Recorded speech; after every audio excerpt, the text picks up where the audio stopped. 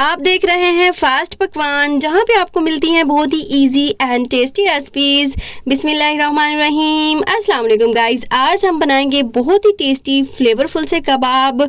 आप chicken, mutton, beef के कबाब खाना भूल जाएंगे। ये आलू के कबाब इतने टेस्टी फ्लेवरफुल से बनकर तैयार होते हैं, और आलू के पराठे तो क्या ही बात है, इतने मज़े के टेस्टी फ्लेवरफुल से बनकर तैयार होते हैं। आप अपने बच्चों को लंच बॉक्स में दे सकते हैं, नाश्ते में दे सकते हैं।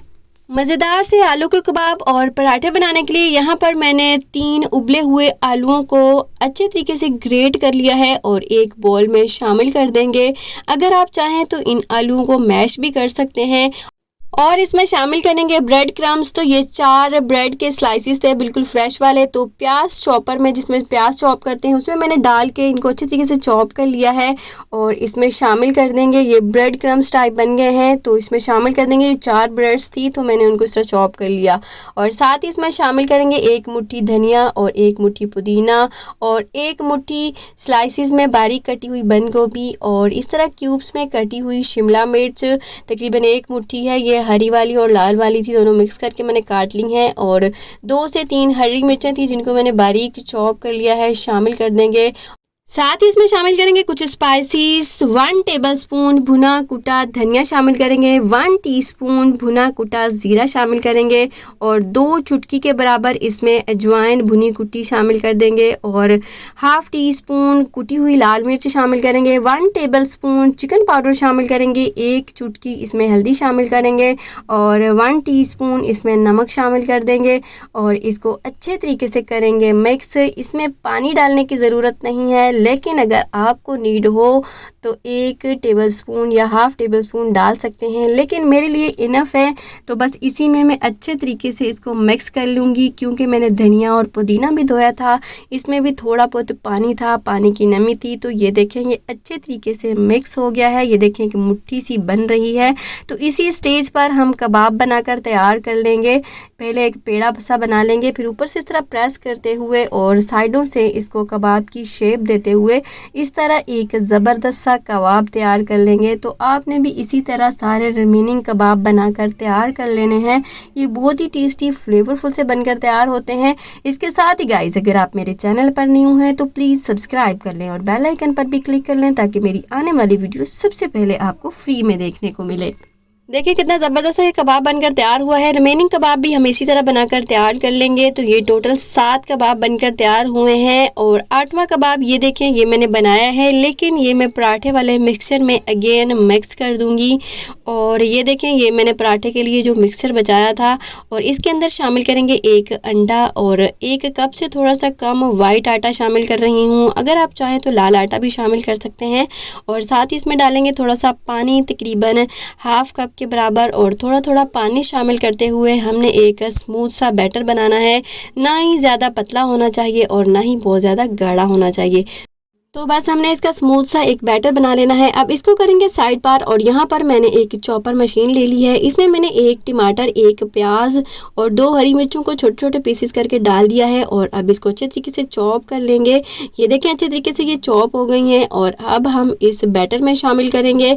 पराठों का जायका थोड़ा इन्हेंस हो जाएगा, तो इसीलिए हम इसमें ये डाल रहे हैं। तो अब हम इसको अच्छे तरीके से मिक्स करेंगे। इस स्टेज पर आपने इसमें पानी शामिल बिल्कुल नहीं करना, क्योंकि प्याज पानी छोड़ता है, टमाटर के अंदर भी ऑलरेडी मॉइस्ट होता है, तो इसीलिए हम इसमें पानी नहीं डालेंगे। बस इसकी कंसिस्टेंसी और इसका टेक्सचर इतना ठीक है। तो ये ज़बरदस्त सा बैटर बनकर तैयार है। मैंने थोड़ा सा नमक डाल दिया था, अगर आपको नीड हो तो आप और डाल सकते हैं नमक, मिर्च, मसाले।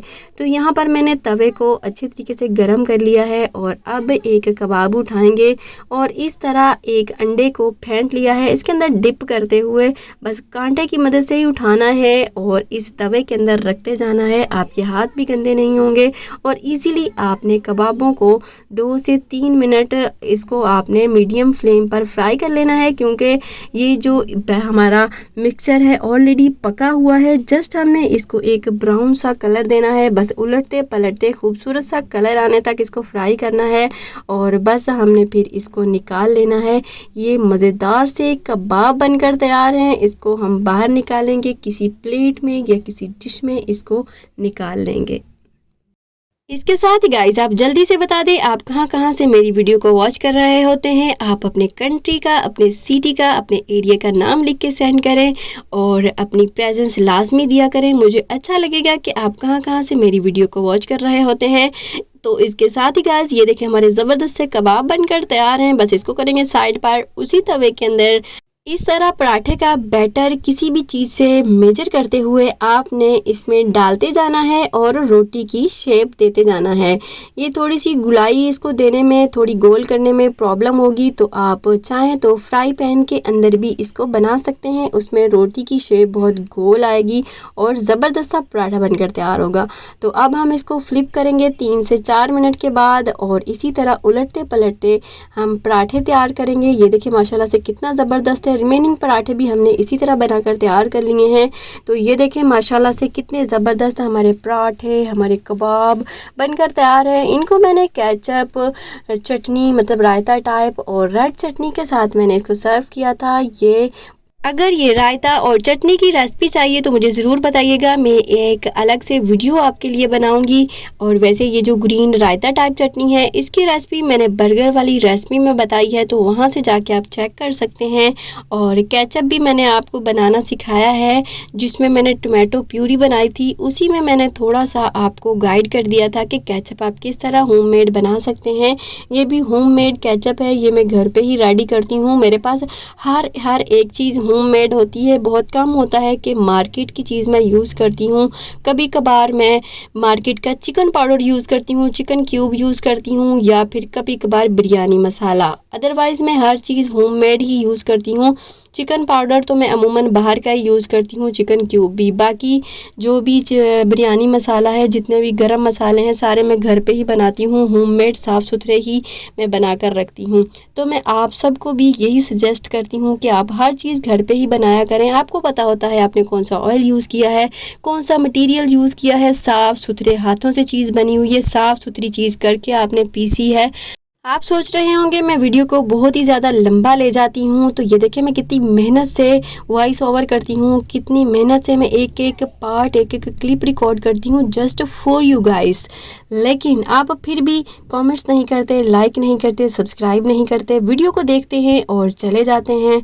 तो गाइस अगर इस रेसिपी को ट्राई करें तो अपना फीडबैक ज़रूर दीजिएगा। इसके साथ ही इजाज़त चाहूँगी। अल्लाह हाफिज़।